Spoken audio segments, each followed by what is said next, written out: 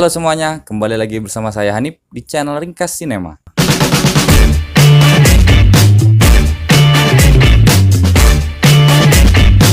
By the way, apa kabarnya kalian hari ini? Semoga kita semua selalu sehat dan bahagia sampai akhir hayat. Pada video kali ini, kita akan melanjutkan sequel film Die Hard kelima yang dirilis pada tahun 2013 berjudul A Good Day to Die Hard. Film ini menceritakan tentang petualangan John McClane yang bepergian ke Moskow, ibu kota Rusia, di mana ia harus menemui anak lelakinya bernama Jack McClane yang sudah lama tidak ia temui dan sekarang sedang terlibat masalah hukum.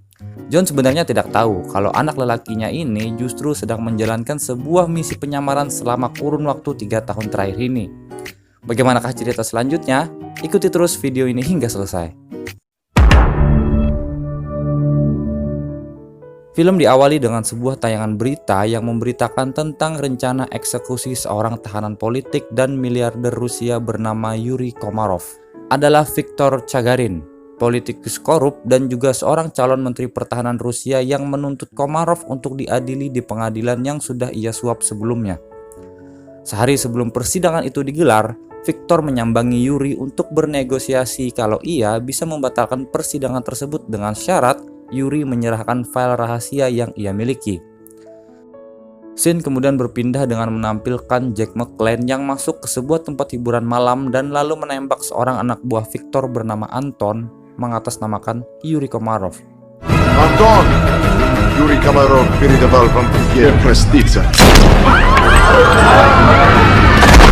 Di tempat lain, John McClane yang berada di New York mendapatkan informasi tentang keberadaan Jack di Moskow, yang justru kini sedang terlibat sebuah kasus pembunuhan. John pun berniat untuk membantunya. Ia kemudian bertolak ke Rusia dengan diantarkan oleh Lucy ke bandara JFK. Sementara itu, Jack yang ditangkap atas upaya pembunuhan menegosiasikan hukuman yang lebih pendek dengan menawarkan untuk bersaksi melawan Yuri Komarov. Jack meminta kepada detektif yang sedang menginterogasinya agar ia ditempatkan di dalam satu ruang sidang bersama dengan Komarov, dan ia akan bersaksi bahwa pembunuhan yang ia lakukan atas dasar perintah Yuri Komarov. John yang kemudian sampai di Moskow lalu terjebak macet di dalam sebuah taksi. Ia akhirnya memutuskan berjalan kaki menuju gedung pengadilan Tagansky tempat Jack akan segera diadili. Scene kemudian berpindah saat Yuri dan Jack dibawa oleh polisi menuju gedung pengadilan Tagansky. Sementara itu, di luar gedung pengadilan, para demonstran sedang berunjuk rasa menuntut pemerintah Rusia. Yuri dan Jack lalu masuk ke ruang pengadilan, dan hakim pun memerintahkan pintu untuk ditutup karena proses pengadilan akan segera dimulai. Ketika John tiba dan mendekati gedung pengadilan itu, tiba-tiba sebuah ledakan bom mobil menghancurkan gedung tersebut, yang mana bom tersebut dilakukan oleh Alik, orang kepercayaan Viktor Chagarin.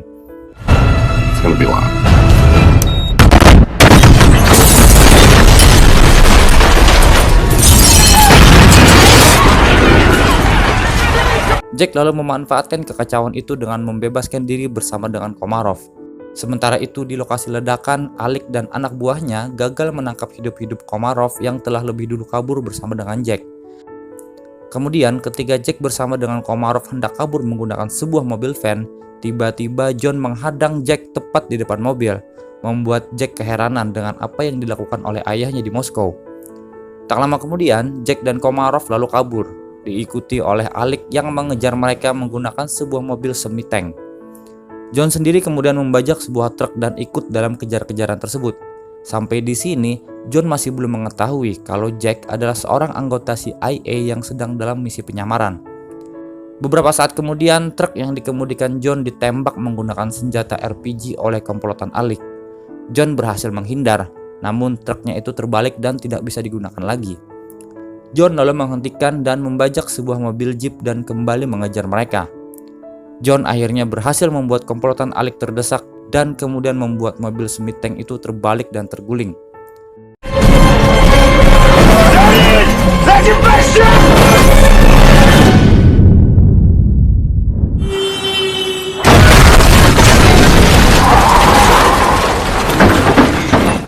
Jack yang awalnya kesal karena misinya terganggu dengan kedatangan John, akhirnya memutar arah dan menyelamatkan John yang mobilnya ikut terbalik setelah menghentikan komplotan Alik. Mereka bertiga lalu pergi ke rumah persembunyian. Di sana sudah menunggu rekan agen Jack bernama Collins. Disinilah akhirnya John mengetahui kalau anaknya Jack ternyata adalah seorang agen CIA yang telah melakukan operasi penyamaran selama 3 tahun terakhir. Collins lalu meminta kepada Komarov untuk menyerahkan file yang diyakini sebagai bukti kejahatan Gagarin agar CIA dapat menangkap dan menjatuhkannya. Komarov lalu setuju dengan syarat bahwa ia dan putrinya Irina diberi jaminan untuk bisa keluar dari Rusia dengan aman. Collins pun mengiyakan permintaan Komarov itu. Komarov lalu memberitahu kalau lokasi file tersebut ada di Pripyat, sebuah kota di Ukraina. Tapi kunci safe deposit box-nya ada di sebuah hotel.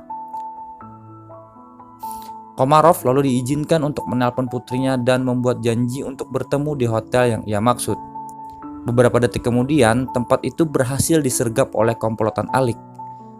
Collins terbunuh dengan tembakan di kepala, sedangkan Komarov tertembak di lengan kirinya. Setelah melakukan kontak senjata, mereka bertiga akhirnya berhasil kabur setelah sebelumnya meledakkan tempat tersebut.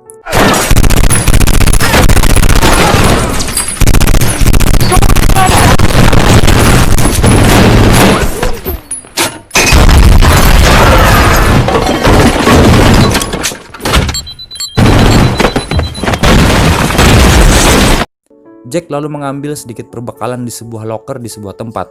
Lalu dengan berjalan kaki, mereka bertiga kemudian masuk ke sebuah hotel di tengah kota melalui pintu belakang hotel tersebut dan langsung menuju lantai paling atas untuk mengambil kunci safe deposit box berisi file yang dimaksud oleh Komarov. Seperti yang telah direncanakan sebelumnya, di sana mereka lalu bertemu dengan Irina, putri tunggal Komarov. Selang beberapa menit kemudian, Jack dan Komarov lalu menuju ke pinggir jendela tempat kunci safe deposit box itu disimpan dan berhasil mengambilnya. Sedangkan John mulai tampak curiga dengan perilaku Irina. Dan benar saja, kecurigaan John terbukti karena tak berapa lama kemudian Alik dan para anak buahnya datang dengan memakai senjata lengkap.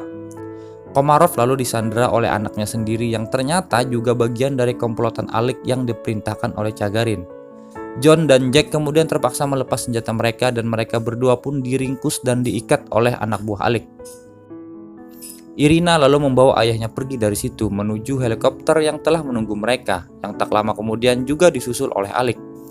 Sedangkan Jack dan John lalu mengalihkan perhatian para komplotan tersebut dan kemudian berhasil melepaskan ikatan tangan mereka berdua, mengambil senjata dan beradu tembak dengan komplotan tersebut.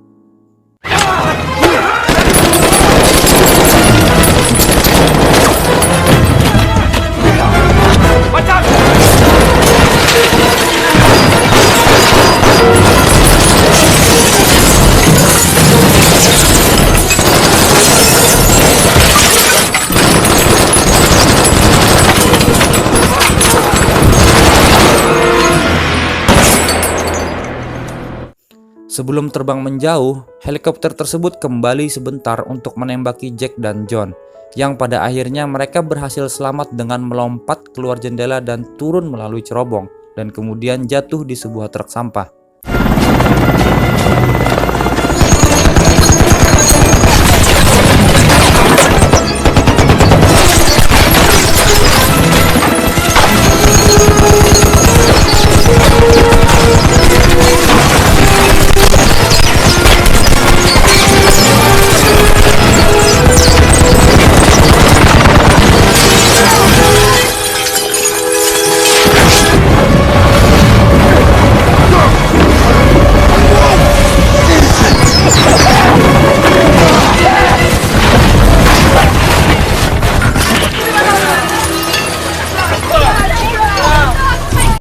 Saat sedang beristirahat di sebuah tempat, Jack menjelaskan kepada John bahwa Gagarin dan Komarov dulunya pernah bekerja sama berbuat kecurangan. Mereka mengkorupsi proyek senjata berbasis uranium yang pada akhirnya berakibatkan bencana nuklir di Chernobyl. Gagarin lalu menjebloskan Komarov dalam penjara agar bukti-bukti kejahatan tersebut tidak menyebar luas. Beberapa saat kemudian, John dan Jack mencuri sebuah mobil yang ternyata di dalamnya penuh dengan senjata api. Mereka pun lalu pergi menuju Pripyat, Ukraina, di mana brankas berisi file yang dimaksud oleh Komarov berada. Di dalam mobil, John yang sadar dirinya sudah mulai menua bertanya kepada Jack apakah radiasi dari nuklirnya sudah tidak ada lagi. Namun Jack tidak menjawab dan hanya tersenyum kecil. Sementara itu, Komarov, Irina, dan Alec telah sampai di Pripyat terlebih dahulu. Semuanya mengenakan alat pelindung diri lengkap demi mengurangi bahaya radiasi yang ditimbulkan. Mereka lalu menuju sebuah safe deposit box nomor 475 dan membukanya dengan kunci kombinasi yang sebelumnya sudah diambil oleh Komarov saat di hotel. Namun, ternyata berkas atau file yang dijanjikan oleh Komarov sebenarnya tidak pernah ada. Safe deposit box dengan kunci kombinasi tersebut adalah sebuah jalan rahasia menuju lemari besi tua peninggalan era Chernobyl yang berisi uranium tingkat senjata bernilai lebih dari 1 miliar euro. Sementara itu di tempat lain, Jack dan John pun tiba di lokasi itu. Mereka mulai mempersiapkan serta membekali diri mereka dengan persenjataan yang mereka bawa. Mereka berdua lalu mencoba menerobos masuk ke dalam fasilitas itu dan berhasil melumpuhkan beberapa orang penjahat yang sedang berjaga. Setelah berhasil masuk ke dalam ruangan lemari besi itu, Komarov pun lalu membunuh Alec dengan menembakkan pistol tepat di kepalanya. Ternyata Alec hanyalah bagian kecil dari rencana Irina dan Komarov untuk berhasil kabur dan kembali merebut stok uranium yang dulunya sudah ia simpan sebelum bencana Chernobyl terjadi. Komarov memanfaatkan Gagarin yang punya kekuasaan dan pengaruh untuk membuat ia berhasil keluar dari penjara dan kemudian dibebaskan oleh Irina dan Alec. Irina kemudian memerintahkan seluruh pasukan yang ada di luar gedung tersebut untuk bersiap-siap mengangkut seluruh senjata uranium itu. Komarov lalu mengambil handphone Alec dan kemudian menelpon Gagarin. Ia lalu menertawakan kemenangannya dan mendengarkan saat Gagarin dicekik dan dibunuh oleh anteknya sendiri. Beberapa saat kemudian, John dan Jack masuk ke dalam lemari besi itu. Melihat kedatangan mereka berdua, Komarov kembali berakting seolah-olah menjadi seorang korban. Tapi kepura-puraan itu hanya berlangsung sebentar, karena Jack dengan instingnya berhasil menyadari rencana busuk dari Komarov. Mereka lalu menangkap dan meringkus Komarov.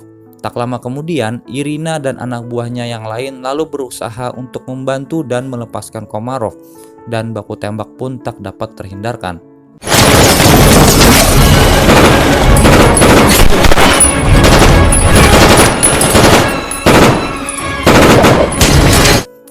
Komarov lalu berusaha melarikan diri melalui atap, sedangkan Irina pergi keluar menuju helikopter yang siap terbang untuk menjemput ayahnya di atas.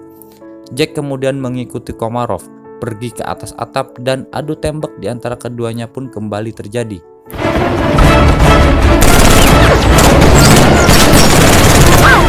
Sedangkan John pergi keluar mencoba menghentikan Irina. John lalu berhasil menaiki helikopter tersebut. Ia kemudian membuat helikopter itu tidak seimbang dengan menaiki truk yang sebelumnya ia ikat di badan helikopter dan menjatuhkannya keluar dari helikopter tersebut. Jack kemudian memanfaatkan momentum itu dengan menangkap Komarov dan melemparkannya dari atas gedung dan mengenai ekor helikopter hingga tewas seketika.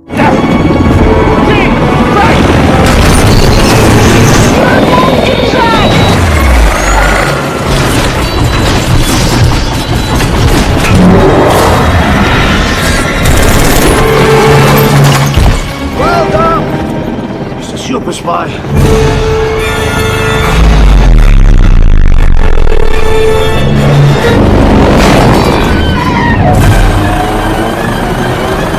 Sedangkan John yang masih bergelantungan di pintu truk berhasil selamat dengan melompat ke dalam gedung.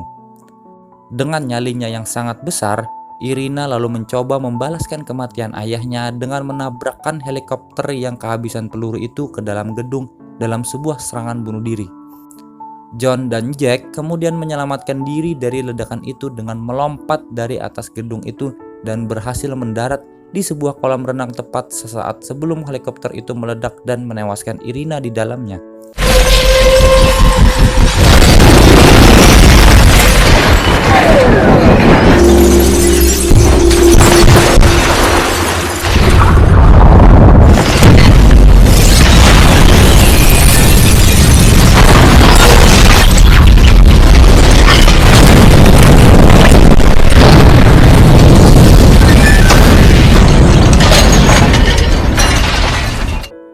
Mereka berdua akhirnya berhasil selamat dan perlahan pergi dari tempat tersebut.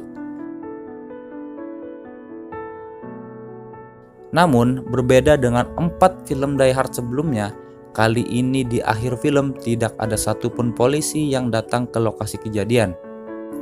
Itu dia ringkasan film A Good Day to Die Hard tahun 2013 yang merupakan seri film Die Hard kelima. Menurut info yang saya dengar, kabarnya sih seri ke-6 dari film Die Hard ini sedang dalam proses penggarapan. Ya, kita tunggu saja lah ya hasilnya bagaimana. Semoga bisa cepat rilis dan masuk di Indonesia. Sekian dulu video dari saya. Jika kalian suka dengan video ini, silahkan tekan tombol like dan share video ini kemanapun kalian suka. Mohon maaf jika ada salah kata dan cara penyampaian saya yang kurang berkenan di telinga kalian, dan sampai jumpa di video berikutnya.